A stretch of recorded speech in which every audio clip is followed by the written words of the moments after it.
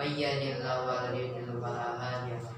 Asyhadu an la ilaha illallah wa asyhadu anna Muhammadan rasulullah. Amma ba'du.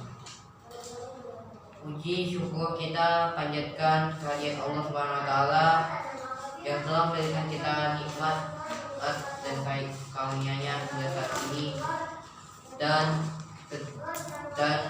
selalu serta salam tetap tercurahkan kepada baginda kita Nabi Muhammad SAW yang berkat perjuangan beliau Allah Islam menjaya hingga saat itu. Jadi kemarin kita telah membahas pelajaran yaitu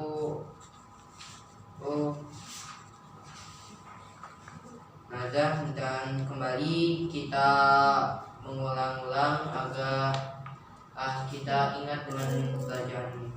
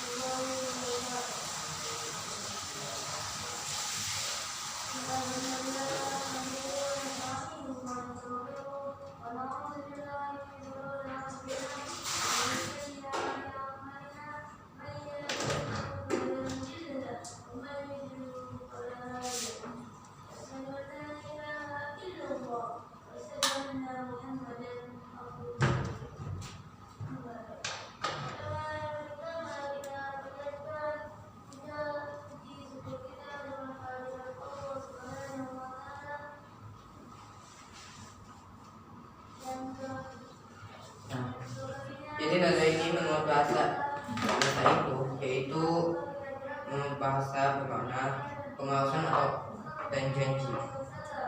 Jadi nazar ini misalkan kalau kita ini kan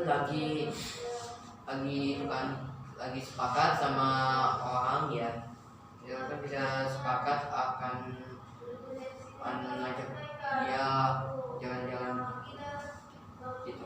Itu yang namanya ayat pengawasan atau janji. Itu harus ditepati. Dan adapun menurut istilah Syarah Ahmad Al-Asfani rahimahullah berkata, nazar adalah kamu mewajibkan atas dirimu sesuatu yang bukan merupakan kewajiban karena adanya suatu kejadian. Sifat nazar itu tidak memiliki lafaz khusus. Hanya saja nazar itu terjadi dengan setiap perkataan yang menunjukkan pengawasan atau dia untuk melakukan sesuatu.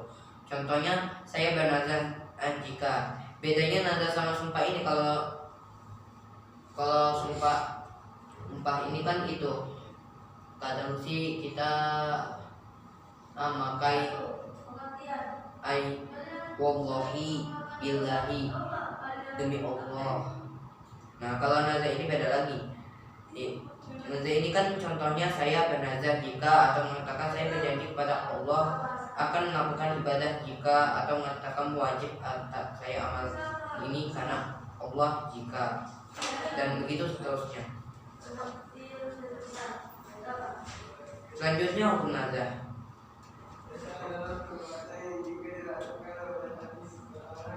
Hukum nazar ini hukumnya masyru', yaitu bagi siapa mengetahui bahwa dirinya mampu untuk menunaikannya. Nazar ini adalah ibadah karena Allah memerintahkan agar menunaikannya dan mencipta hukumnya sebagaimana firman Allah Subhanahu wa taala dalam Quran surat Al-Insan ayat 7 yang berbunyi yuhuna bin nadri wa yakhafuna yawman kana syahruhu mustatira. Mereka menunaikan nazar dan takut akan suatu hari yang azabnya ada di mana-mana. Jadi hukum nazar ini masuk bagi siapa mengetahui bahwa dirinya mampu untuk menunaikannya.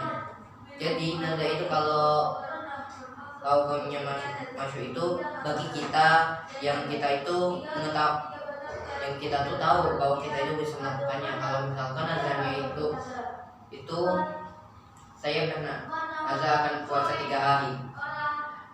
Jika diri kita itu sudah mengetahui bahwa diri kita itu bisa berpuasa selama 3 hari itu, maka Allah Subhanahu wa taala akan menguji si pelakunya. Nazar hukumnya makruh bagi siapa yang mengetahui bahwa dirinya tidak mampu menepati apabila akan nazar. Jadi hukum nazar ini menjadi makruh bagi kita yang mengetahui bahwa kita nggak bisa melakukan ya misalkan sih kita itu bernazar akan berpuasa 3 hari, namun kita tahu bahwa diri kita belum mampu melaksanakannya. Tapi secara umum nazar itu akibatnya tidak terpuji karena orang yang bernazar berjadi tidak menepati atau mendapat halangan tertentu sehingga dia tidak dapat menunaikan nazarnya, atau dia menunaikan nazarnya dengan ketidaksenangan dan bebas hati sehingga dia berdosa karenanya. Jadi nazar ini akibatnya itu tidak tercela bagi siapa yang tidak melaksanakannya. Ya contohnya asalnya kita itu bernazar, saya akan bernazar akan berpuasa Senin Kamis, namun nyatanya aja kita enggak ngakuin, atau kita aja aku mau berpuasa 3 hari, aku mau itu sholat tahajud, saya bernazar untuk sholat tahajud, namun kita tidak menunaikannya. Terus itu juga nazar dengan ketidaksenangan dan beban hati.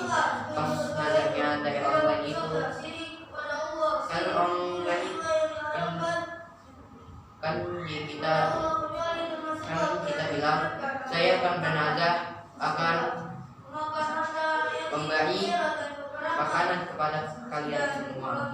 Kemudian tanyanya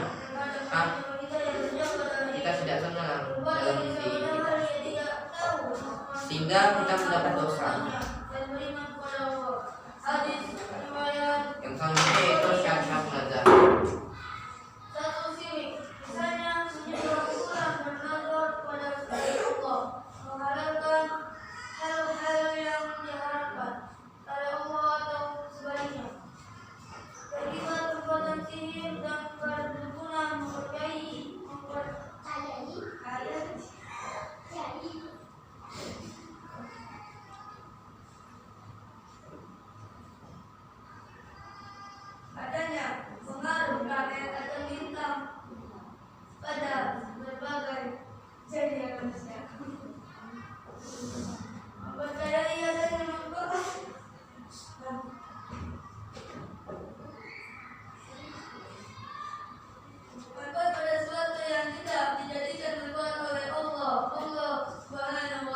Nah, syarat nazar itu yang pertama yaitu balik atau dewasa.